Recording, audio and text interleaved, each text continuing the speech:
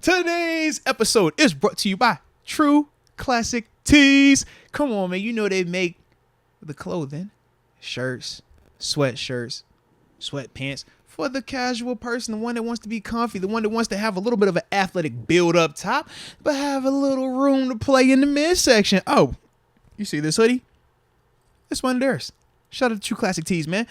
This is what they do for you, man. They create that type of comfort, that type of loungewear that you need when you're watching sports, when you're kicking it with your family and friends, or you just want to get lost. All right, but the thing that I also love when we talk True Classic Tees is the fact that we have a promo code, and that code is MOATS. You use that, you get 25% off of your purchase at trueclassictees.com. Like I said, man, you can't go wrong with them, man. They have a plethora of options, though, from hoodies, sweatpants, long sleeve t-shirts, short sleeve t-shirts, shorts. Check them out. True Classic Tees. Salute them. Eagles got to make some payments here this offseason. Okay. We'll see. No, they definitely do, man. I think they're set up for some good success, though. Sirianni and Hurts combo. Come on, man. I think that's Hurts a really on the good rookie combo. deal still. Oh, he gets paid. Yeah, no, it's this this year. offseason. Yeah, That's why it's going to be interesting. you're right. I was under the impression that he had another year. He's got the case for 50. He does. If you got Kyler Murray getting 48 and shit, Son, he's got the case. But this is the issue, though. Kyler. Deshaun Watson getting 48. Hurts has a case. So then, what are you paying 50 Lamar? plus. If Hurts is getting 50 plus, what does Lamar get? I think Hurts deserves more than Lamar. I do. But I think he'd be close. Here's my point. Hear me out here. I'm here. I think Lamar deserves more than Kyler Murray and Deshaun Watson as well. So, like, if you're looking at that market, that's 50 as well. That's Fair 50. enough. Fair enough. Burrow, Herbert, Hurts. I'm just like, bruh. It's a lot, dude. I'm wondering this. This is going to be the most interesting thing. Is it going to flip a little bit with this quarterback market like it did the RB market? Where it's just like, we can't allocate this much cap space. Kyler is the one for me. Kyler doesn't fit. Watson, I could understand. And with the circumstances around it, because you had to do something over the top to even get him. Like with the whole trade part, it's like, I get that. So it's like, that deal's still an outlier to me. The Kyler is the one, though. It's like, if I'm Lamar, if I'm Hurts, you're not taking less than that. But if you're one of these organizations, when you talk about paying these dudes 50, it's like... And you don't think if you're Harbaugh or Sirianni or those organizations, you're thinking like son, man, we got a good system here. Yes. Like, I know he's a really good player, but if we could cut that cap space in half, I think we could still win. But once again, when we start talking about cutting it in half, that's the question you ask. Can you win with a little less version of Hurts? Can you run that offense with a little less version of Lamar? Those are the questions, man. Them dudes are unicorns. Both of them dudes are different, man. I like both of them a lot, but 50. Oh. But yeah, Kyler getting 48. How do you... And then it comes down to Lamar the got player, an MVP though. as well. Yeah, it comes down to the player. Because that's my thing. If I'm Lamar, I'm like, man, I'm looking at Hurts. I'm like, Hurts, you balled out, but you had a team. That's a team thing. Your team went to the Super Bowl. Your team is nice. Your coach staff is nice. You seen what the Ravens look like without Lamar. They still find ways to win, but it is very different in their manner than it is when you watch the Eagles win. The Eagles have a better team, a more complete team. So that's my whole dilemma when we're talking, would you pay Hurts 50 because of, what he's been doing there? It's like, yes. But at the same time, I'm looking at it and I'm like, man, you got a lot around you. But Lamar, I'm like, both of them dudes gonna get it. Yeah, both of them dudes deserve it. Again, comes down to the individual. What do they want? Like, what if Hurts does like the team and he realizes, like, hey, I'm not going to have as much success if I can't have as many good players around me? Yeah. I'll take like 40. You look like at Mahomes and Josh Allen deal are looking amazing right now. They're perfect, bro. They're in the perfect sweet spot. They're perfect. Bro, A.J. Brown, you got to find it. And like I said, that's what it comes down to. Hurts. You start taking that money, you ain't throwing to A.J. and Devontae. You ain't getting both. It's one or the other. Yeah. Because A.J. was on one, bro. A.J. definitely. Yeah. If you're Harbaugh, are they thinking of a Lamar Jackson trade right now and trying to get, like, what if they brought in like a Stroud or a Young or one of these dudes? That's cool. Once again, just remember, you're going away from a proven league MVP to a first-round draft pick. Good luck. Yeah. Like, that's how I look at it. Good luck. Here's my thinking, or why Harbaugh, because it's a weird scenario with the Ravens right now. Yeah.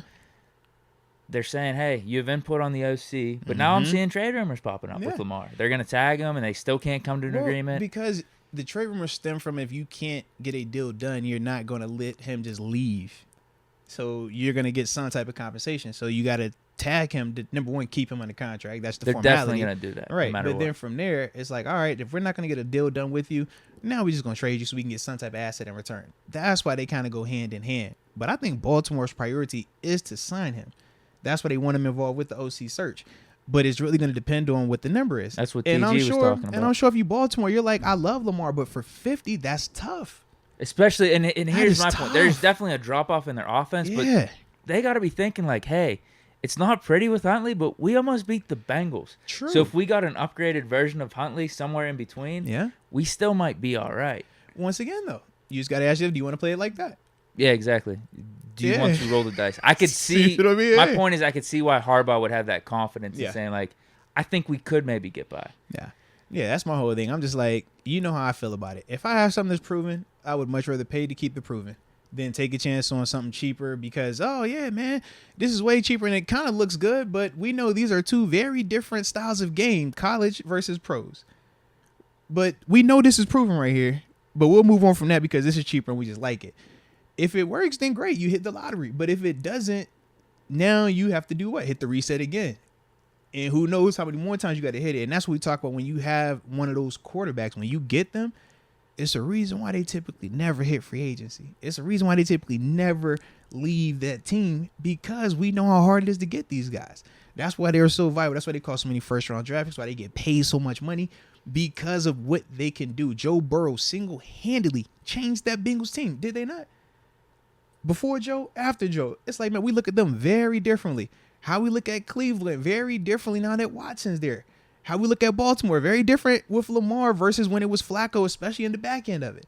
And that's the thing. It's like, man, when you got that guy, it just changes. How we looked at us when we had 7 here versus when we went to Mitch and then went to Kenny. It's just like, all right, this is a little different. Now we're going to start building that back up, and that's what we're doing with Kenny. But it still isn't the same level of confidence as when we saw 7 running out that tunnel. And I just think that that's one of them things. If you Baltimore, you got to feel like you're close. You have to feel like you're right in the mix. But you have to ask yourself, if I roll this dice and it doesn't hit. Yeah, especially if you're bringing in a rookie. That kills me. That kills everything I have going on right now. Yeah, rookie's different. And at quarterback. So I'm either going. They're one of those teams, though. Weirdly, they could just be a shit game. Their quarterback, because they even did that with Flacco as a rookie. Think about it. I think they went 12-4 with him. But think about it. You can win like that. It's not about can you. It's margin of error. What we just see in the Super Bowl, right? Yeah. We just talked about the Super Bowl. A handful of mistakes. That's the difference. Can this guy be Kirk Cousins, right? The difference between the elite versus Kirk. Kirk isn't going to be able to play 4 quarters every single week, mistake-free, and make those throws. He can't do that. A lot of quarterbacks can't do that. That's where where you're at with this thing. You have to ask, like, is it worth that corner being cut? That's why when it's talking about quarterbacks, you typically don't see them cut corners with those guys. It's like, yo, if I have this guy, I'm going to break the bank. Because I can't take that chance of 5 years without this guy, 10 years without this guy, because it kills your franchise. Yeah, unless you're getting a Young or a Stroud, I don't know if you do that if you're the Ravens. Because then what veteran QB are you bringing in? You got the Pro Bowler, man. Chill out. Who, Carr? No, you got the Pro Bowl on your roster. Come on. What? You saw he was lighting it up at the Pro Bowl. You saw them accuracies. You saw what he was doing. He's a Pro Bowler, man. They got Huntley, bro. I just don't see Rodgers going to the Ravens. Yeah. Rodgers, it's looking like Jets or Raiders. Well, you know what I mean? One of those teams. Yeah. I don't know, man. Because Rodgers doesn't fit Baltimore at all. I wonder, and I think Hurts, it's a no-brainer with the Eagles. Like, you got to figure out pay him. I'm just wondering with the Ravens and how, like, Lamar Jackson seasons have ended these last 2 years with him being injured, and it seems like there's bad blood with these contract negotiations. I wonder what's all going on there. And the part that threw the monkey wrench was them firing Roman, but then saying that Lamar gets input. Right. It's just like, yo, which direction They are we haven't going picked in? anyone yet, right? Nah. A Kingsbury would be interesting over there. He's but talking with the Texans. Yeah. But no, the Texans, they brought in the dude from San Fran. Yeah, D'Amico hired. It was like. They already hired Yeah, someone? yeah. He hired the Wow. one dude that was over there. Yeah.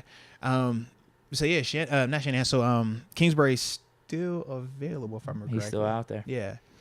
Somebody else. Oh, Rex Ryan. He was interviewing with the Broncos. Oh, That's you what I see saw. that? Yeah, They're I did building a see powerhouse that. over I there. did see that. Yeah. That's a good move. I like it, low key. Sean Payton, I'm the head coach. I'm just going to run the offense. You run your defense like Rex it was with the defense Ravens. only. Rex defense only. Ravens. Yeah, come on, bro. Even the Jets, he has something sweet going over there. And obviously, Mike Patton was hoping and stuff like that. But yeah, if you can have him just focusing on that, he's gonna do his thing. And they got talent. They're building something up over there. If you believe in Russ, Yeah, he'll be back. all right, He'll be back. let him cook. Then. Stock's so low right now. I'd buy the stock. Actually, Overachieved. there was some reports that came out. He did get injured like week 2 or 3 Yeah. with some type of shoulder thing. And someone said, I think it was Melvin Gordon actually, and he just wanted to see. He pulled the Shady McCoy. He did. He just pulled a Shady McCoy. But he was also very upset leading into it. He did vocalize like, I didn't envision it being like this. Like if it happens, cool. But he was like, it don't even feel like I'm in the Super Bowl. That's literally what he said. Yeah. But no, he was saying he was defending Russ pretty hard. And there was that meme that came out with him where he was looking at Russ like sideways on the sideline. So if he came out and said like, nah, you don't know what like Russ was dealing with the injuries and stuff. He like battled through it. Yeah.